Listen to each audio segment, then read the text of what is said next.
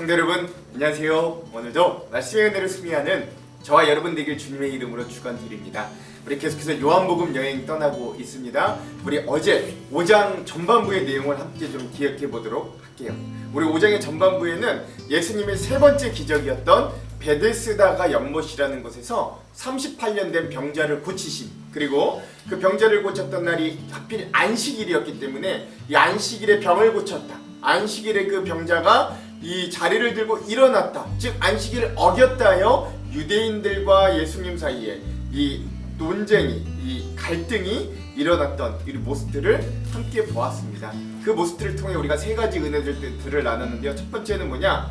이 베데스다가 연못 내려오는 헛된 전설, 즉 천사가 내려와 물을 움직일 때 1등으로 들어가는 자가 무슨 병이든 낫는다 라고 하는 이 전설이 마치 오늘 1등만 기억하는 사회, 1등이 되려고 무던히 애를 쓰는 오늘 무한 경쟁 사회에 살고 있는 오늘 우리의 모습과 너무나도 닮아있다.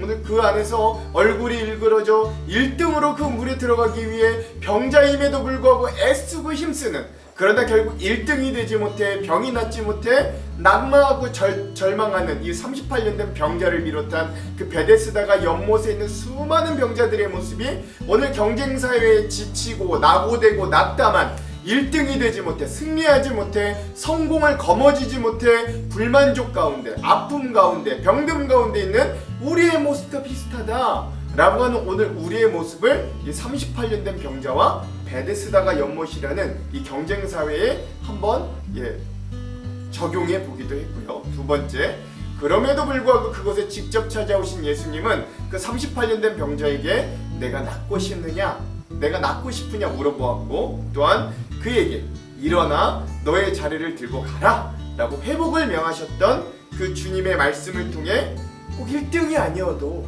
회복할 수 있다. 꼭 1등이 아니어도 구원을 얻을 수 있다.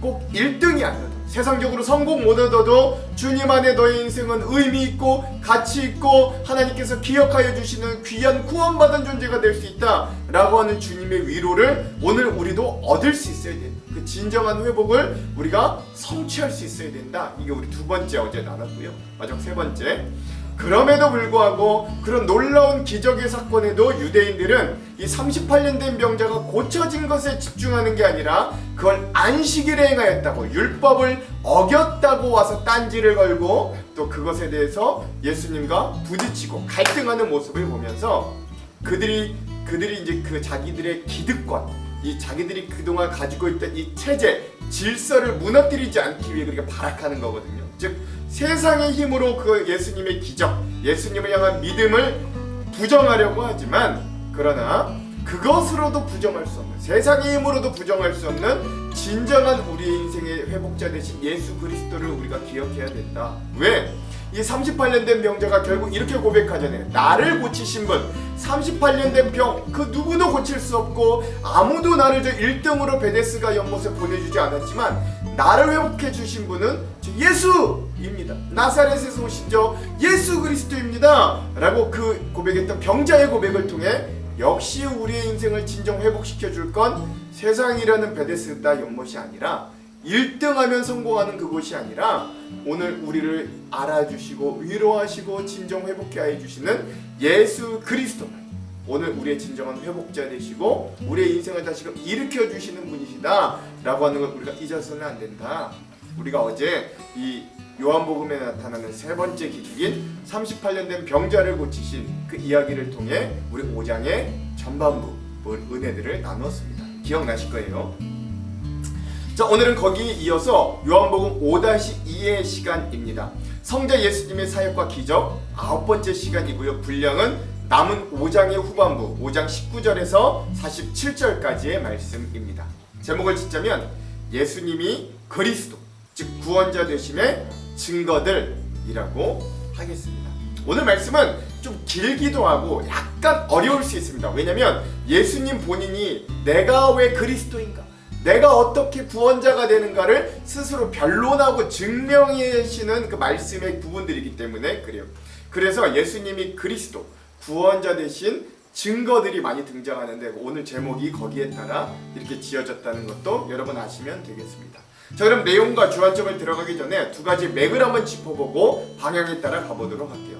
첫 번째, 자, 제가 앞에 설명드린 것처럼 오늘 말씀에 예수님께서 스스로 자신이 그리스도 되심을 어떠한 증거들로 선포하는가 여러분 잘 살펴보시기 바랍니다. 뭐 예수님의 사역이 가르치는 증언도 있고요, 하나님의 말씀인 성경의 증언도 있고요, 세례 요한과 뭐 모세의 증언 뭐 등등등이 있으니까 뭐 예수님이 어떤 증거들을 통해 본인이 그리스도 하나님 되심을 신성이심을 말씀하시는지를 잘 살펴보십시오. 두 번째, 수많은 증언과 증거들에도 유대인들이 예수님을 그리스도로 인정하지 못하는 이유를 예수님이 뭐 때문이라고 하셨는가 잘 살펴보고 그래서 비추어 우리 스스로도 되돌아보는 그런 말씀의 여행 시간 되기를 간절히 소망해 봅니다. 자, 이런 두 가지 맥을 짚으면서 오늘 내용과 주안점을 한번 가보도록 할게요. 자, 먼저 우리 내용을 들어가 봅시다. 우리 5장의 후반부는 유대인들과 예수님의 논쟁 그리고 예수님의 그리스도 되심을 선언하는 내용입니다. 제일 먼저 하나님과 동등되심을 스스로 선언하시는 예수님의 모습을 볼 수 있습니다. 예수께서 그들에게 말씀하셨다. 내가 진정으로 너희에게 말한다. 아들은 아버지께서 하시는 것을 보는 대로 따라할 뿐이요 아무것도 마음대로 할 수 없다. 아버지께서 하시는 일은 무엇이든지 아들도 그대로 한다. 아버지께서는 아들을 사랑하셔서 하시는 일을 모두 아들에게 보여주시기 때문이다. 즉 하나님 아버지와 이 예수님 사이에는 비밀이 없다라고 하는 거죠. 또한 이보다 더 큰 일들을 아들에게 보여주셔서 너희를 놀라게 하실 것이다. 아버지 즉 하나님께서는 죽은 사람들을 일으켜 살리시니 아들인 나 예수도 자기가 원하는 사람들을 살린다. 아버지께서는 아무도 심판하지 않으시고 심판하는 일을 모두 아들인 나 예수에게 맡기셨다. 그건 모든 사람이 아버지를 공경하듯이 아들도 공경, 즉 영광을 받게 하려는 것이다. 아들을 공경하지 않는 사람은 아들을 보내신 아버지도 공경하지 않는다 라고 하는 것. 즉 예수님이 본인이 말한 것처럼 아버지께서 부활 사역으로 일하시니 나도 사람의 생명을 부활하는 일을 계속하는 것. 즉 아버지께서 나에게 심판의 권한을 주셨으니 내가 그 권한을 받아 심판의 일도 감당한다는 것. 또 하나님을 공경하다 하나님께 영광을 올려드리듯 나 하나님의 아들인 나 예수 그리스도에게도 영광을 올리는 것이 하나님께 영광을 올려드리는 것과 같다. 즉 하나님과 예수님은 동등되시다 라고 하는 걸 스스로 선언하시는 예수님의 모습이지요. 자, 그런 하나님과 동등되시는 예수님을 받아들이는 자와 그렇지 못한 자에 대한 상반된 결과에 대해서도 예수님은 분명히 이렇게 말합니다. 내가 진정으로 너희에게 말한다. 내 말을 듣고 또 나 보내신 분을 믿는 사람은 영원한 생명을 가지고 있고 심판을 받지 않는다. 그는 죽음에서 생명으로 옮겨갔다. 내가 진정으로 너희에게 말한다. 죽은 사람들이 하나님의 아들의 음성을 들을 때가 오는데 바로 지금이 그때이다. 그리고 그 음성을 듣는 사람은 살 것이다. 그건 아버지께서 자기 속에 생명을 가지고 계신 것과 같이 아들에게도 생명을 주셔서 그 속에 생명을 가지게 하여 주셨기 때문이다. 또 아버지께서는 아들에게 심판하는 권한을 주셨다. 그건 아들이 인자이기 때문이다. 이 말에 놀라지 말아라. 무덤 속에 있는 사람들이 다 그의 음성을 들을 때가 온다. 선한 일을 한 사람은 부활하여 생명을 얻고 악한 일을 한 사람들은 부활하여 심판을 받는다 라고 말씀하시는 거죠. 즉 예수님을 믿는 자들은 영원한 생명, 부활의 생명을 얻게 되지만 예수님을 끝내 거부한 자들은 영원한 심판의 부활에 그러니까 둘 다 부활하는데 한 명은 영원한 생명으로 부활하고 하면 한 명은 영원한 영벌, 심판으로 부활하게 된다라고 하는 것들을 말씀해 주시는 거죠. 어느 편에 서겠느냐라고 하는 말씀이지요. 자, 그러게 나서 예수님은 여기에서 끝내는 게 아니라 계속해서 부연하여 자신이 어떻게 그리스도 되는가라고 하는 그런 증거들에 대해서 계속해서 여러 가지로 증명하고 말씀하십니다. 나는 아무것도 내 마음대로 할 수 없다. 나는 아버지께서 하라고 하시는 대로 심판한다. 내 심판은 올바르다. 그것은 내가 내 뜻대로 하려 하지 않고 나를 보내신 분의 뜻대로 하려 하기 때문이다. 내가 내 자신을 위하여 증언한다면 내 증언은 참되지 못하다. 나를 위하여 증언하여 주시는 분은 따로 있다. 나를 위하여 증언하시는 그 증언이 참되다는 걸 나는 안다 라고 하는 것이죠. 그러니까 내가 나 스스로 이렇게 이야기하는 게 아니라 나를 위해 다른 사람들이 증언하는 것도 많다. 내가 그리스도다, 내가 구세주다 라고 하기 위해 내 아버지께서 먼저 나를 위해 증언하여 주셨다 라고 하는 것이에요. 또 하나, 세례 요한도 증언했어요. 너희가 요한에게 사람을 보냈을 때에 그는 이 진리를 증언하였다. 내가 이 말을 하는 것은 내가 사람의 증언이 필요해서가 아니다. 그것은 다만 너희로 하여금 구원을 얻게 하려는 것이다. 요한은 타오르면서 빛을 내는 등불이었다. 너희는 잠시 동안 그 빛 속에서 즐거워하려 하였다. 즉 세례 요한도 예수님이 그리스도다, 저가 바로 오실 그이다 라고, 나는 저의 신발끈도 묶기가 어렵다 라고 증언하였음을 너희들 기억해봐 라고 하시는 거예요. 또 하나, 세례 요한의 증언보다 더 큰 세 가지 증거가 있어요. 그러나 나에게는 요한의 증언보다 더 큰 증언이 있다. 첫 번째, 예수님이 하시는 사역이 예수님을 그리스도라고 증언해요. 아버지께서 나에게 완성하라고 주신 일들, 곧 내가 지금 하고 있는 바로 그 일들이 아버지께서 나를 보내셨다는 것을 증언하여 준다. 예수님이 전하는 말씀, 예수님이 행하시는 기적, 이런 것들이 예수님이 그리스도라는 걸 보여준다는 거예요. 두 번째, 하나님 아버지께서 또한 증언해 주십니다. 또 나를 보내신 아버지께서 친히 나를 위하여 증언하여 주셨다. 너희는 그 음성을 들을 일도 없고 그 모습을 본 일도 없다. 또 그 말씀이 너희 속에 머물러 있지도 않다. 그건 너희가 그분이 보내신 이를 믿지 않기 때문이다. 마지막 세 번째, 성경, 이 당시에는 구약이 예수님에 대해 증언한다, 그리스도임을 증언한다 라고 말씀하시기 때문이에요. 너희가 성경을 연구하는 것은 영원한 생명이 그 안에 있다고 생각하기 때문이다. 그 성경은 나에 대하여 증언하고 있다. 즉 너희가 믿는 그 성경, 하나님의 말씀이라고 인정하는 그 구약이 바로 나 예수 그리스도에 대한 증언들로 가득 차 있다 라고 말씀하시는 거예요. 즉 예수님이 하시는 사역이 예수님을 그리스도라 증언하고, 하나님 아버지가 직접 예수님이 그리스도다 라고 증언해 주시고, 마지막 세 번째, 성경 말씀이 예수님이 구원자 그리스도이심을 증언한다 라고 말씀하시는 거죠. 그래서 마지막으로, 이런 여러 가지 증언과 증거들이 있음에도 불구하고 예수님을 배척하는 사람들을 안타까워하시고, 그리고 모세의 증언을 마지막으로 이야기하시는 예수님의 모습도 볼 수 있습니다. 그런데 너희는 생명을 얻으러 나에게 오려고 하지 않는다. 나는 사람에게서 영광을 받지 않는다. 너희에게 하나님을 사랑하는 마음이 없는 것도 나는 알고 있다. 내가 내 아버지의 이름으로 왔는데 너희는 나를 영접하지 않는다. 그러나 다른 이가 자기의 이름으로 오면 너희는 그를 영접할 것이다. 너희는 서로 영광을 주고받으면서 오직 한 분이신 하나님께서 주시는 영광은 구하지 않으니 어떻게 믿을 수 있겠느냐. 내가 너희를 아버지께 고발하리라고는 생각하지 말아라. 너희를 고발하는 이는 너희가 희망을 걸어온 모세이다. 너희가 모세를 믿었더라면 나를 믿었을 것이다. 모세가 나를 두고 썼기 때문이다. 즉 모세가 쓴 구약 성경이 바로 예수님을 향한 말씀들이었다라는 거죠. 그러나 너희가 모세의 글을 믿지 않으니 어떻게 내 말을 믿겠느냐 라고 하시면서 예수님은 끝내 자기를 믿지 않는 이 유대인들, 이 수많은 사람들을 향해 안타까워하시면서 오늘 5장의 후반부를 마무리하는 것들을 볼 수 있습니다. 이 내용들은요, 이따 우리 주안점에서 더 깊게 은혜들을 나눠보도록 할게요. 자, 그럼 오늘 우리 요한복음 5장의 후반부의 핵심 구절을 함께 살펴보겠습니다. 두 군데인데요, 24절에서 25절 그리고 39절입니다. 먼저 24절에서 25절을 한번 읽어볼게요. 내가 진실로 진실로 너희에게 이르노니 내 말을 듣고 또 나 보내신 이를 믿는 자는 영생을 얻었고 심판에 이르지 아니하나니 사망에서 생명으로 옮겼느니라. 진실로 진실로 너희에게 이르노니 죽은 자들이 하나님의 아들의 음성을 들을 때가 오나니 곧 이때라. 듣는 자는 살아나리라. 아멘. 39절입니다. 너희가 성경에서 영생을 얻은 줄을 생각하고 성경을 연구하거니와 이 성경이 곧 내게 대하여 증언하는 것이니라. 아멘. 그렇죠. 그래서 오늘 이 말씀 중에 예수님께서 이 애타게 말씀하시고, 그러니까 나를 믿어야 영생에 들어간다. 성경마저도 나에 대해서 증언하는 것이다 라고 하시는 이 예수님의 말씀을 오늘 요한복음 5장의 후반부의 핵심 구절들로 삼아 보았습니다. 자, 그러면 이 부분에 대한 주안점 세 가지를 함께 나누고 오늘 말씀을 읽어볼게요. 첫 번째, 오늘 요한복음 5장의 말씀은 안식일 논쟁에 이은 믿지 않는 자들에 대해 예수님 스스로에 대한 변증과 책망이 등장합니다. 오늘 요한복음 본문의 말씀은 어제에 이어 계속적으로 유대인들과 논쟁하시는 예수님의 모습을 발견할 수 있습니다.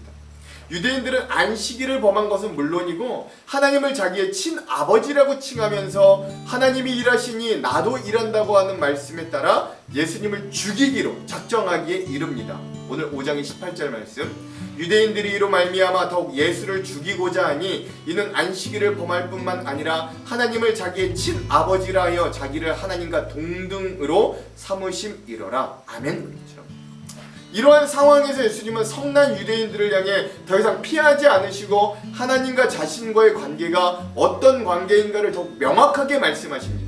즉 이 말씀은 예수님은 아버지와 동등한 하나님이라는 걸 예수님 스스로가 밝히시는 거예요. 그 이유는 네 가지인데요. 첫 번째 뭐냐? 하나님과 예수님 사이에는 비밀이 없기 때문입니다. 19절에서 20절. 그러므로 예수께서 그들에게 이르시되 내가 진실로 진실로 너희에게 이르노니 아들이 아버지께서 하시는 일을 보지 않고는 아무것도 스스로 할 수 없나니 아버지께서 행하시는 그것을 아들도 그와 같이 행하느니라. 아버지께서 아들을 사랑하사 자기가 행하시는 것을 다 아들에게 보이시고 또 그보다 더 큰 일을 보이사 너희로 놀랍게 여기게 하시리라. 아멘. 즉 하나님이 예수님에게는 감춤 없이 다 보여주시고 알려주심으로 사역을 할 수 있기 때문이다 라는 거죠. 두 번째, 예수님이 그리스도이신 이유는 하나님과 예수님은 죽은 자들을 다시 살리는 부활 사역에 함께 참여하고 계시기 때문입니다. 즉 아버지가 일하시니 나도 일한다는 것을 다시 한번 이렇게 강조하는 거예요. 21절. 아버지께서 죽은 자들을 일으켜 살리심같이 아들도 자기가 원하는 자들을 살리느니라. 아멘. 자, 세 번째 이유. 하나님은 예수님께 심판의 권세를 위임하셨고 예수님은 하나님의 뜻대로 심판의 권세를 행하시는 분이기 때문에 예수님은 그리스도신 거예요. 22절 그리고 30절. 22절. 아버지께서 아무도 심판하지 아니하시고 심판을 다 아들에게 맡기셨으니 30절. 내가 아무것도 스스로 할 수 없노라. 듣는 대로 심판하노니 나는 나의 뜻대로 하려 하지 않고 나를 보내신 이의 뜻대로 하려 함으로 내 심판은 의로우니라. 아멘. 자, 마지막 네 번째 예수님이 그리스도이신 이유는 하나님과 예수님은 모든 사람으로부터 함께 공경, 즉 경배를 받으시는 분이시기 때문에 그래요. 23절. 이는 모든 사람으로 아버지를 공경하는 것 같이 아들을 공경하게 하려 하심이라. 아들을 공경하지 아니하는 자는 그를 보내신 아버지도 공경하지 아니하느니라 하는 거죠. 즉 이러한 내용을 바탕으로 예수님은 자신이 하나님과 동등한 신성을 가진 그리스도이심을 숨기지 않으셨어요. 이것이 요한복음의 명확한 메시지이기도 합니다. 예수님은 누구신가? 요한복음에 물어본다면 요한복음 명확하게 예수님은 이 땅을 창조하신 로고스, 즉 말씀 자체이자 하나님의 아들이신 그리스도, 즉 구원자이십니다 라고 선포하는데 오늘 우리가 읽을 이 부분에 예수님 스스로가 자신에 대해 그렇게 증거하시는 거예요. 중요한 건 우리들에게 예수님께서 그리스도이심이 선포되었을 때 그것을 받아들이는 우리 인간들의 반응에 따라 우리의 운명이 결정되더라 라고 하는 것입니다. 누구든지 예수님의 말씀을 믿는 자는 생명의 부활에 참여할 것이지만 그렇지 않는 자들은 영원한 심판에 처하게 될 것입니다. 오늘 말씀 24절, 25절 그리고 29절. 내가 진실로 진실로 너희에게 이르노니 내 말을 듣고 또 나 보내신 이를 믿는 자는 영생을 얻었고 심판에 이르지 아니하나니 사망에서 생명으로 옮겼느니라. 진실로 진실로 너희에게 이르노니 죽은 자들이 하나님의 아들의 음성을 들을 때가 오나니 곧 이때라. 듣는 자는 살아나리라. 29절. 선한 일을 행한 자는 생명의 부활로 악한 일을 행한 자는 심판의 부활로 나오리라. 아멘. 오늘 말씀은 우리들에게 이렇게 선명하게 선포합니다. 예수 그리스도를 믿는 선한 일만이 바로 영생을 얻는 길이고 하나님이 보내신 아들을 믿지 않는 건 영벌임을 분명히 선포하는 거죠. 그러므로 오늘 우리는 더 늦기 전에 하나님께서 우리에게 말씀으로 보내주신 구원의 길 자체이신 예수님을 믿고 받아들이고 영접함으로 구원의 은혜에 참여하는 자들이 되기를 먼저 간절히 소망합니다. 두 번째, 예수님께서 38년 된 병자를 고치시는 이 놀라운 기적을 보여주셨음에도 불구하고 안식일을 어겼다고 꼬투리를 잡고 끝내 예수님을 배척하고 믿지 않는 유대인들에게 가장 먼저 하나님께서 아들인 자신에게 어떻게 하나님이 자기를 증언하셨는가를 말씀하심으로 자신이 하나님의 아들이자 그리스도, 즉 구원자이심을 예수님은 스스로 변화하고 증거하셨습니다. 그러나 예수님은 거기서 멈추지 않고 자신이 그리스도로서의 정체성에 대한 또 다른 증거들을 제시하여 주셔요. 예수님은 스스로가 아닌 자신에 대한 권위 있는 이들의 증언에 대해 또한 말씀하십니다. 먼저 증언이라는 것 자체가 본인의 일에 본인 스스로가 증인되는 것은 별로 신뢰성이 없기 때문에 다른 이들의 증언을 통해 신뢰성이 증거됩니다. 원래 증거라는 게 그렇잖아요. 내가 말하는 게 아니라 다른 증인들, 다른 증거들이 있을 때 훨씬 더 믿음과 신뢰성이 있는 거잖아요. 법적인 효력이 있을 정도로. 특별히 신명기에도 보면 증인은 2명 이상일 때 그 의견이 법적으로 효력을 가진다고 이야기할 정도로 타인이 증언해 주는 건 그만큼 강력한 신뢰의 의미를 발휘한다고 할 수 있는 거예요.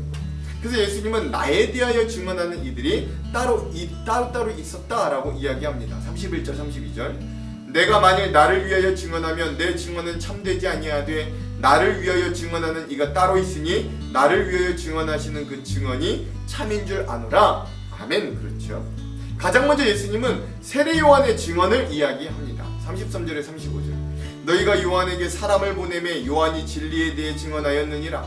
그러나 나는 너희 사람에게서 증언을 취하지 아니하노라. 다만 이 말을 하는 것은 너희로 구원을 받게 하려 함이니라. 요한은 켜서 비추이는 등불이라. 너희가 한때 그 빛에 즐거이 있기를 원하였거니와. 아멘. 이 말씀은 권위 있는 자에게서 나오는 증언을 이야기합니다. 세례 요한은 헤로데에게 목이 잘려 순교해야 했지만 그가 살아있었을 때 그가 나와 소리를 외치면 수많은 사람들이 영향력을 받았고 그의 깨끗하고 순결한 신앙으로 인해 많은 사람들이 회개하고 하나님께 돌아오게 할 수 있는 영적인 강자 중의 강자가 세례 요한이었어요. 그런 그가 예수님에게는 신발끈도 맬 수 없는 자라고 하였고 우리가 기다리던 메시아 오실 그이가 저 예수님이 맞다고 증언하기도 하였습니다. 그러나 유대인들은 이런 위대한 신앙인의 권위와 삶도 인정하지 않고 오만하고 교만한 사람들이었음을 예수님은 꼬집어 이야기하는 거예요. 세례 요한도 그렇게 증언하지 않았냐 말씀하시는 거죠. 그러므로 오늘 우리도 예수님을 온전히 믿지 못하는 그 첫 번째 원인으로 유대인들과 같이 우리의 오만과 교만을 찾아낼 수 있어야 됩니다. 잠언에서 교만과 오만은 패망의 선봉이라고 하였습니다. 하나님은 스스로 높이는 자나 하나님의 영광을 가로채는 자는 누구든지 용서하지 않으신다고 하였습니다. 그러므로 오늘 우리는 하나님의 권위와 경외함을 회복하고 하나님 앞에 겸손한 신앙인이 될 수 있어야 돼요. 심지어 예수님은 오늘 말씀의 마지막 부분에 보면 세례 요한뿐만 아니라 모세의 증언마저도 거부하는 이들의 완강한 모습을 꼬집어 책망합니다. 45절에서 47절 내가 너희를 아버지께 고발할까 생각하지 말라. 너희를 고발하는 이가 있으니 곧 너희가 바라는 자 모세니라. 모세를 믿었더라면 또 나를 믿었으리니 이는 그가 내게 대하여 기록하였습니다. 그러나 그의 글도 믿지 아니하거든 어찌 내 말을 믿겠느냐 하시니라. 아멘.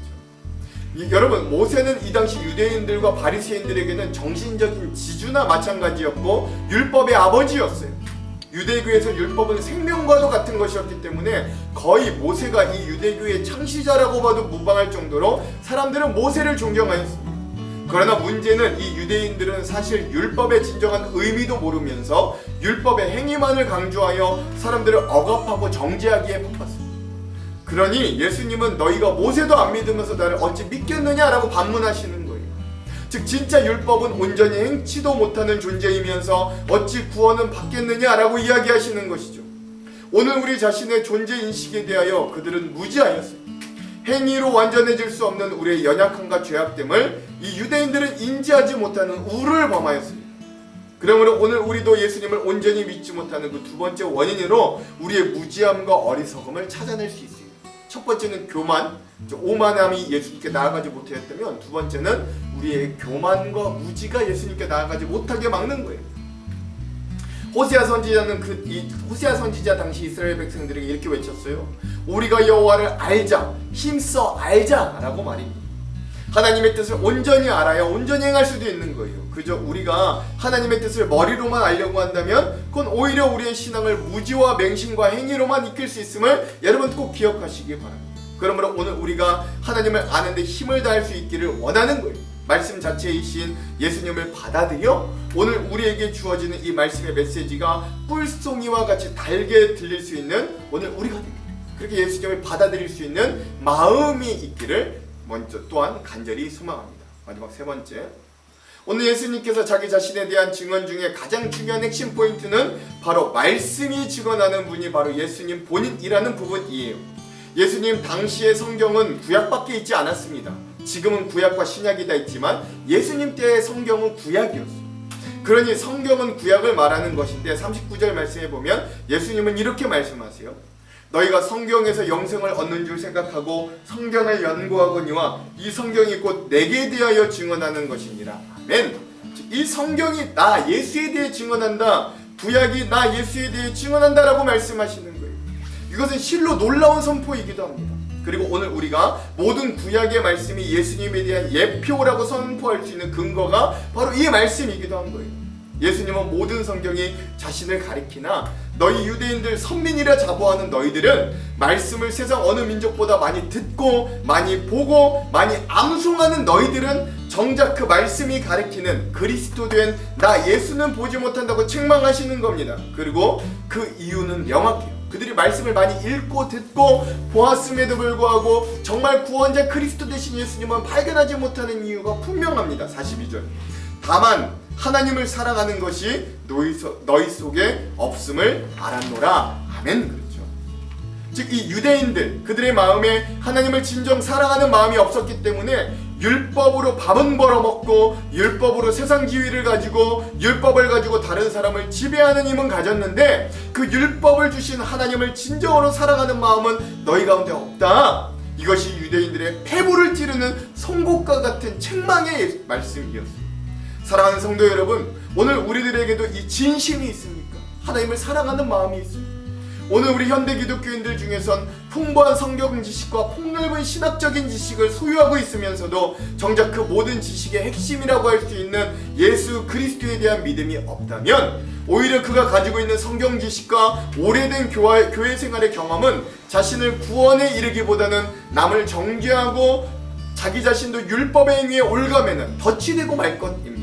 그러므로 오늘 우리에게는 허울뿐인 지식의 쌓임보다 우리의 마음에 진실한 마음, 하나님을 향한 고백과 행동이 오히려 전적으로 필요하다라고 할 수 있는 거예요. 제가 이미 몇 번이나 나눈 것 같지만 그럼에도 다시 한번 제 경험을 여러분들과 나누기를 소망합니다. 제가 한 4년 전에 우리 교회를 부임하고 얼마 되지 않았을 때 저는 존경하는 선배 목사님과 함께 제자훈련을 받던 중에 그 목사님이 저에게 이렇게 질문을 걸어오시더라고요. 천영 목사는 성경을 왜 읽어요? 라고 질문합니다. 순간 저는 그 목사님께 이렇게 대답했어요. 목사로서 말씀을 잘 알아야 하니까요. 그리고 은혜에 충만하려고요. 라고 말입니다. 근데 그 목사님이 한 10초간 침묵하시다가 저에게 이렇게 말씀하시는 겁니다. 그렇군요. 근데 천영 목사, 저는 하나님을 더 알고 싶어서 성경을 읽습니다. 라고 말하는 겁니다. 뒤에 돌아보니 그 말이 정말 맞는 말인 거예요. 사실 저는 의도를 가지고 성경을 읽었던 거예요. 목회자니까 성경을 전문적으로 잘 알아야 되니까 이게 나의 업이니까 성경을 읽는 것이죠. 뭐 다른 성도들은 또 복 받으려고 이 성경에 지혜가 있으니까 더 잘 살아보려고 성경을 읽는지도 모르겠어요. 그러나 그 목사님은 진심으로 하나님이 알고 싶어 그 말씀을 읽고 연구하고 계셨더라고요. 그 진심이 여전히 저에게 없음을 제가 얼마나 자기 자신을 되돌아보고 회개하는 시간이었는지 여러분 모릅니다. 아, 나도 진심이 없었구나. 나도 의도를 가지고 성경을 읽었구나. 오늘 우리에게도 이 진심이 있기를 간절히 소망합니다. 하나님을 진정 사랑하는 그 마음, 의무나 성공이나 나의 욕망의 실현이 아니라 하나님에 대한 진심의 사랑이 있기를 소망합니다. 오늘 우리의 믿음이 종착지가 어디를 향하고 있는가를 우리가 잘 점검해 볼 수 있어야 돼요. 건강과 성공과 부귀와 영화가 우리의 믿음의 종착지가 될 수 없는 거예요. 오히려 우리의 믿음의 방향은 하나님을 사랑하기, 그 진심으로 행해지고 유지되는 것이기를 우리는 소망해 봅니다. 오늘 그러한 진심으로 하나님을 사랑하고 이웃을 사랑하고 세상을 사랑하고 또 순종하고 절제하는 정말 여러분들이 됩니다. 그런 말씀의 여행 되기를 주님의 이름으로 축원합니다. 기도할게요. 하나님, 오늘 수많은 기적과 증거와 증언들이 있음에도 불구하고 끝내 예수님을 거절하고 부인하였던 마음이 강팍한 유대인들의 모습이 오늘 우리의 모습임을 고백합니다. 우리도 성경을 많이 한다고 자부하지만 몇십 년간 신앙생활했다고 우리 스스로 그리스도인이라 자부하지만 우리에게 여전히 하나님을 사랑하는 진심은 턱없이 부족했음을 고백합니다. 그러니 하나님, 오늘 이 말씀을 통해 주님을 향한 진실된 마음을 회복케 하여 주시옵소서. 오늘 말씀 여행을 통해 우리가 이렇게 변화되도록 인도하여 주시옵소서. 그렇게 우리를 변화시키실 주님을 기대하며 예수님 이름으로 기도합니다. 아멘. 그럼 사랑하는 성도 여러분, 오늘 하루도 말씀으로 승리하십시오. 사랑하고 축복합니다. 화이팅! 그러므로 예수께서 그들에게 이르시되 내가 진실로 진실로 너희에게 이르노니 아들이 아버지께서 하시는 일을 보지 않고는 아무것도 스스로 할 수 없나니 아버지께서 행하시는 그것을 아들도 그와 같이 행하느니라. 아버지께서 아들을 사랑하사 자기가 행하시는 것을 다 아들에게 보이시고 또 그보다 더 큰 일을 보이사 너희로 놀랍게 여기게 하시리라. 아버지께서 죽은 자들을 일으켜 살리심같이 아들도 자기가 원하는 자들을 살리느니라. 아버지께서 아무도 심판하지 아니하시고 심판을 다 아들에게 맡기셨으니 이는 모든 사람으로 아버지를 공경하는 것 같이 아들을 공경하게 하려 하심이라. 아들을 공경하지 아니하는 자는 그를 보내신 아버지도 공경하지 아니하느니라. 내가 진실로 진실로 너희에게 이르노니 내 말을 듣고 또 나 보내신 이를 믿는 자는 영생을 얻었고 심판에 이르지 아니하나니 사망에서 생명으로 옮겼느니라. 진실로 진실로 너희에게 이르노니 죽은 자들이 하나님의 아들의 음성을 들을 때가 오나니 곧 이때라. 듣는 자는 살아나리라. 아버지께서 자기 속에 생명이 있음같이 아들에게도 생명을 주어 그 속에 있게 하셨고 또 인자됨으로 말미암아 심판하는 고난을 주셨느니라. 이를 놀랍게 여기지 말라. 무덤 속에 있는 자가 다 그의 음성을 들을 때가 오나니 선한 일을 행한 자는 생명의 부활로 악한 일을 행한 자는 심판의 부활로 나오리라. 내가 아무것도 스스로 할 수 없노라. 듣는 대로 심판하노니 나는 나의 뜻대로 하려 하지 않고 나를 보내신 이의 뜻대로 하려 함으로 내 심판은 의로우니라. 내가 만일 나를 위하여 증언하면 내 증언은 참되지 아니하되 나를 위하여 증언하시는 이가 따로 있으니 나를 위하여 증언하시는 그 증언이 참인 줄 아노라. 너희가 요한에게 사람을 보내매 요한이 진리에 대하여 증언하였느니라. 그러나 나는 사람에게서 증언을 취하지 아니하노라. 다만 이 말을 하는 것은 너희로 구원을 받게 하려 함이니라. 요한은 켜서 비추이는 등불이라. 너희가 한때 그 빛에 즐거이 있기를 원하였거니와 내게는 요한의 증거보다 더 큰 증거가 있으니 아버지께서 내게 주사 이루게 하시는 역사 곧 내가 하는 그 역사가 아버지께서 나를 보내신 것을 나를 위하여 증언하는 것이요 또한 나를 보내신 아버지께서 친히 나를 위하여 증언하셨느니라. 너희는 아무 때에도 그 음성을 듣지 못하였고 그 형상을 보지 못하였으며 그 말씀이 너희 속에 거하지 아니하니 이는 그가 보내신 이를 믿지 아니함이라. 너희가 성경에서 영생을 얻는 줄 생각하고 성경을 연구하거니와 이 성경이 곧 내게 대하여 증언하는 것이니라. 그러나 너희가 영생을 얻기 위하여 내게 오기를 원하지 아니하는도다. 나는 사람에게서 영광을 취하지 아니하노라. 다만 하나님을 사랑하는 것이 너희 속에 없음을 알았노라. 나는 내 아버지의 이름으로 왔음에 너희가 영접하지 아니하나 만일 다른 사람이 자기 이름으로 오면 영접하리라. 너희가 서로 영광을 취하고 유일하신 하나님께로부터 오는 영광은 구하지 아니하니 어찌 나를 믿을 수 있느냐. 내가 너희를 아버지께 고발할까 생각하지 말라. 너희를 고발하는 이가 있으니 곧 너희가 바라는 자 모세니라. 모세를 믿었더라면 또 나를 믿었으리니 이는 그가 내게 대하여 기록하였음이라. 그러나 그의 글도 믿지 아니하거든 어찌 내 말을 믿겠느냐.